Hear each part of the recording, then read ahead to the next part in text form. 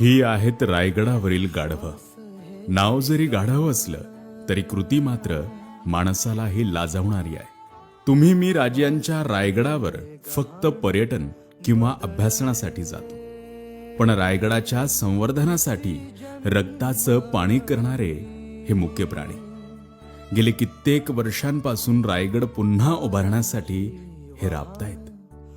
आम्हाला एक बॅग घेऊन गड चढताना 17दा धाप लागते. पाठीवर असंख्य ओझं घेत हे प्राणी दररोज कसे गड चढत असतील ना. कधी रायगडावर गेलात तर रस्त्यात हे प्राणी आलेच तर यांना आधी वाट मोकळी करून द्या. तीच तुमची एक कृती यांना आधार देणारी असेल. खरंच रायगड पुन्हा उभा राहिलाच तर या प्राण्यांचा उल्लेख अग्रस्थानी असेल. माझ्या राजा